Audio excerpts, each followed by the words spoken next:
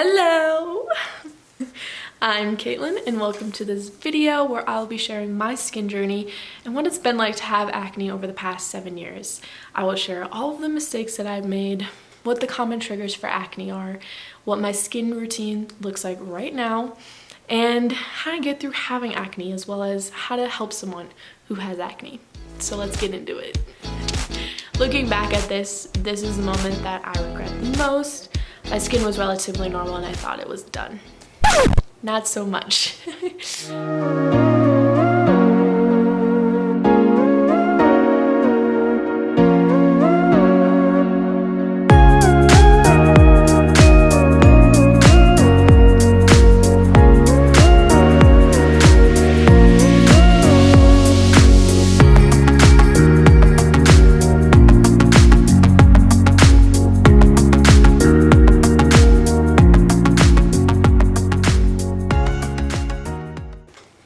Okay, so my skincare journey starts in the fall of 2013. I will put some photos up of my skin before I started having any blemishes. All throughout middle school and the first couple years of high school, I hadn't struggled much with my skin. And then in the fall of 2013, at the first sign of some redness and bumps, I told my mom that I wanted to go to the mall. And we went up to one of those kiosks and we got Proactive. So I had seen all the commercials and done the research, and I thought that this is the next best move for my skincare. You know, at this time there wasn't a lot of, YouTube or natural skincare commercials, etc. I had just seen these infomercials and I was convinced that I needed it. So this is the first photo I took after my first treatment of Proactive, and you can see I do have some bumps and redness, but honestly this isn't bad at all. This is my first mistake, taking Proactive or any kind of skin treatment that is really harsh on your skin, any harsh cleansers or toners, or any kind of treatment system that is selling you on something that isn't really natural and good for your skin. The next photo will show you how my skin reacted. Let's take a moment of silence for poor Caitlin in her snowman pajamas. This was like the worst that it had gotten so far. I don't know exactly when I got Proactive, but this was a couple months after I had gotten it. Nothing really changed in my life except for Proactive, and who knows if this was from Proactive, which I think it was, and all of the harsh chemicals and drying agents that they use to dry out your skin and make it more inflamed and more oily, or if I had just happened to start Proactive at the beginning of my acne journey. I will never know, but I do suggest to you to not use Proactive or any other of these skincare treatment schemes that are trying to get you hooked on their products. So the next photo is in the summer of 2014.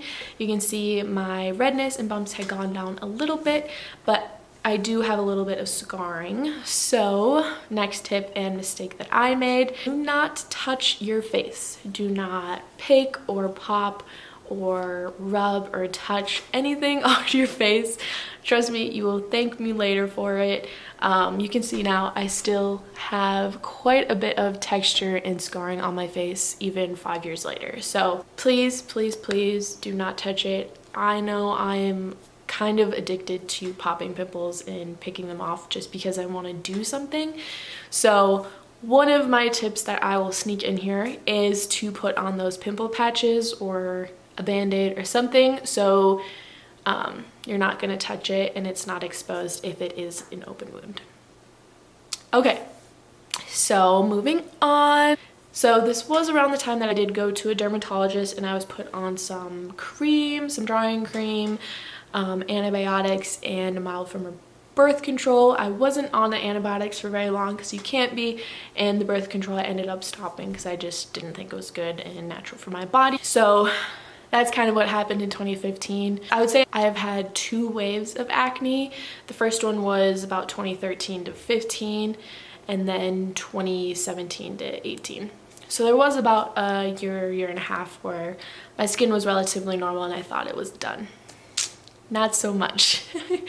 Next is June of 2016. I have this photo here. This was taken in my freshman dorm room. So I was in college now and I had recently gone vegan, which was really good for my skin at first because I was doing kind of the whole foods, low fat diet. No processed foods, a lot of fruits and veggies. I did have some breakouts, you know, from late nights and not getting a lot of sleep, but that went away pretty quickly. I don't have a lot of photos of January of 2017, but this is one. It probably just happened to be a low point in my hormones, but this is the beginning of the second wave. Yay! So next is April of 2017. Making a weird face, I don't know why, but this is one of the only photos I had from that time. You can see again a little bit of scarring, but nothing too much. And then here comes July and September of 2017. This is just another beginning of one of my waves of acne. You know, the only thing that had really changed my diet was the same. Environmental factors were relatively the same, but I was working at Whole Foods this summer and I was frying a lot of tortilla chips. You know, all of that oil on my face and splattering on my face probably was not too good for my skin, and I just attributed this to all of that oil kind of splattering on me. So that was probably one of the reasons, but again, there are usually a multitude of reasons of why you are getting acne, and again, this could have been from hormones or something else going on in my body that I wasn't aware of at the time. Next is 2018. Again, still not the best, not one of the lowest points, not one of the highest. This is in the spring. This is actually when I was studying abroad. My skin would fluctuate a lot during this time, presumably due to traveling, different environment, different foods. I was starting to eat dairy again in those delicious European pastries and late night falafels. If you know what I'm talking about, you know what I mean. But after this, I kind of just started slowly recovering. I wasn't focusing as much on my skin and wasn't stressing too much about it. So this was 2018 into 2019. It's clearing up a little bit more. I'm having less and less active bumps and just worrying more about the scarring that I still have right now. This is a photo just from a couple weeks ago. I still have some active acne marks, but hopefully this scarring will slowly go down and my skin will start to regenerate. I know it's not perfect right now, but it is a lot better than it used to be. And like I said, before I looked at these photos of one of my worst times of skin, I didn't really realize how good my skin was now compared to then. So it's always good to take progress photos, just so you can kind of compare. When you're seeing your skin in the mirror every day, you don't realize how much it changes. So the first big takeaway from my skincare journey is that it takes time. If you have acne right now, I know you don't want to hear this, but you probably will go in waves like me. And over a span of 7 years, I didn't have very severe acne for more than 9 months to a year at a time. So in the grand scheme of things, it's not very long.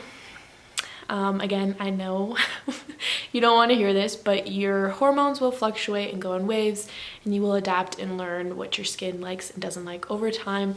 So just take time, try different things out if you want to, or you can kind of just let your hormones work its course.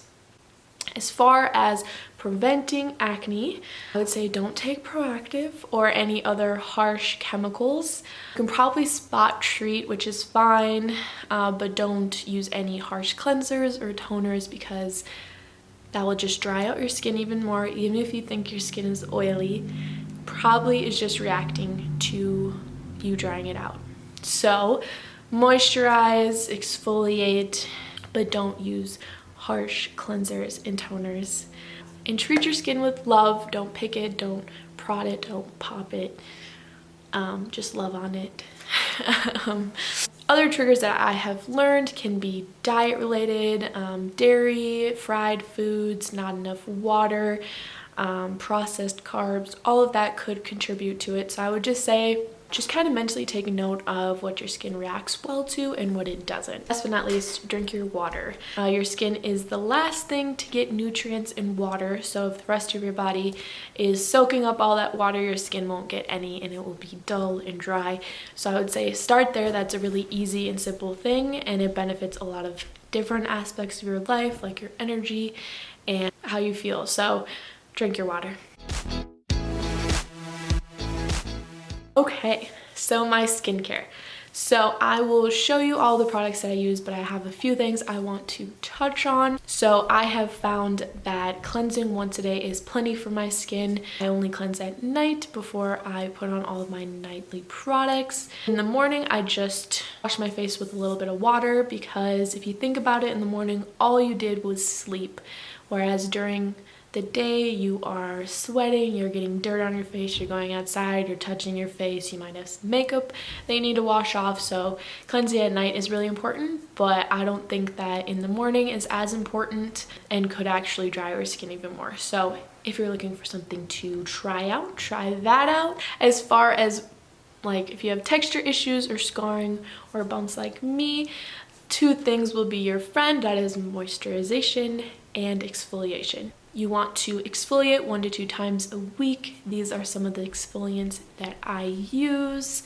I should probably do it more. I do it just whenever I remember, like once or twice a month, but 1 to 2 times a week will help you kind of get rid of that dead skin and bring up the fresh new skin. Next is moisturization. So I have really benefited from a night oil. It really has kind of evened out my skin oiliness and given a lot of moisture to my skin. Now I will show you my skincare for morning and night. Good morning, everybody. Welcome to my bathroom. I'm just gonna run through my kind of morning face routine real quick and show you what I use. So I pretty much only use 3 products in the morning. I will first wash off my face with some water, then I'll use them in this order. So first up is this. Super good. I've been using this for about a year. I put it on when my face is still lightly damp. Just a little squeeze.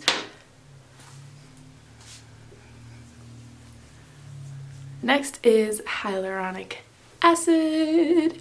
Love this stuff. Keeps you super hydrated. I've tried a lot of different brands of this. The only thing I would say is the texture. So you can see this texture is a little bit easier to wipe on. Sometimes it is a little bit thicker, so I would just add a little bit of water, because you want to have plenty of water for the hyaluronic acid to kind of soak into and plump up the skin. So while that's soaking in, I will put on my eye cream, which is literally just coconut oil. Funny story of how I started using coconut oil for my eye cream. I actually was using some drugstore brand in high school and had a really bad reaction to it. I, had scaly and red under eyes and eyelids. It was really hard to open my eyes. I had to put, compresses on it. I actually used coconut oil to recover from that and bring back the moisture in my eyes. And I kind of just haven't switched it since. It's super hydrating and it's really good for your eyelashes, and it's okay if it gets in your eye. I do also sometimes use the Kiehl's eye cream, which is really popular. I honestly don't see much of a difference when I do use it. I'm almost done with this jar. I pretty much used the whole thing. So, if you are looking for an under eye treatment, I would recommend this. I didn't have any bad experience with it. So since the hyaluronic acid is dry, I'll just put on my sunscreen. I just use this right now because I had it on hand and I haven't really been breaking out from it or anything. Just use a little bit. It works. I was using a more high-end sunscreen and I just wanted something stronger because I do live in high altitude, so it's pretty sunny here all the time. And this has kind of just been working for me. I will just put on a little lip balm and I am ready for the day. Hello, we are back to share my nighttime routine. I did put a little bit of makeup on, so I am first going to start with this free sample I got. I haven't worn makeup too much of quarantine, so I haven't had to use this very much, but this is pretty nice. Also, for my morning routine, you know that I use coconut oil, which is also a very good way to get off your eye makeup. You kind of just smush it around. So like I said in the video, at night I do use a cleanser to wash my face. This is the one I'm loving right now by Lancome. It is a little bit on the pricier end, but I got this, I swear, like a year ago, and I only use the tiniest bit, and I only use it once a day, so it lasts really long. I'd say I'm about halfway done with this bottle. And just rub it in. This is super nice because it goes from a creamy texture to a foamy texture, so it really makes you work it in. Next, I will put this retinol cream on while my face is still a little bit wet. This one is nice because it is pretty cheap. It's definitely on the cheaper end. I know some can be a little bit more pasty, but this is more of a moisturizer consistency, which is nice. Remember, with retinol, you do have to work up to it, so start like 1 or 2 times a week. And most you are only supposed to use at night. You could have a reaction to it if you use it more than you should. So I switched between these two oils. I tried out a set of both of these and I liked this combo the best. I have found that face oils, some break me out, but the ones that don't are really good for my skin because they're super hydrating, and I think are definitely helping with my complexion and my scarring. So try out some oils. Usually they have a lot of samples and testers, so I would definitely try them out for a week to a month, depending on how sensitive your skin is, just so you're not spending a lot of money on oils.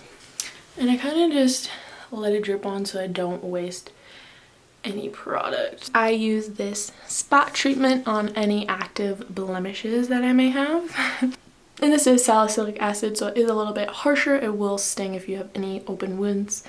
And like I said, don't use any cleansers or toners with salicylic acid or any acid. Only spot treat and put it on any bumps.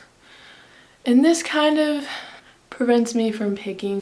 Last but not least, moisturize. I use coconut oil and this chapstick. So that is my nighttime skincare routine. Nice and moisturized and clean and ready for bed.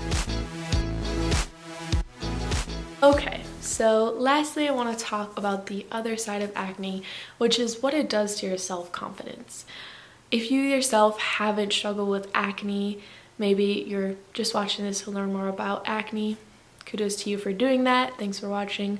But just be gentle to anyone you may see or know who has acne, because they are wearing probably one of their biggest insecurities right on their face. Everyone can see it. You can't hide it very well, and they may be very self-conscious of it. So even if you do notice it, don't mention it. So that's my tip for those who haven't struggled with it. If you have struggled with acne, especially if you're struggling right now, just know that you're not alone.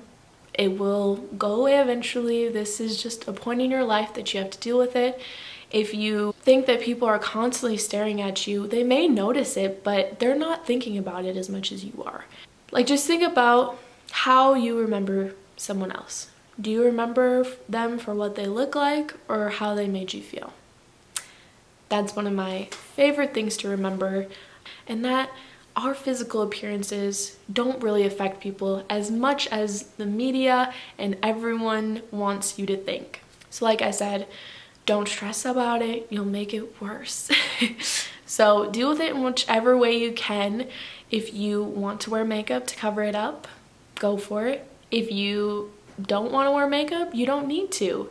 If you want to edit your photos so you feel confident enough to post it, go for it. Don't feel bad about doing what you need to do to feel confident and to feel like yourself. Okay, so I know I mentioned editing photos and I wanted to touch on it just for a minute. I could go on and on about it. So while I was struggling with acne, I would edit my photos to blur out my acne bumps.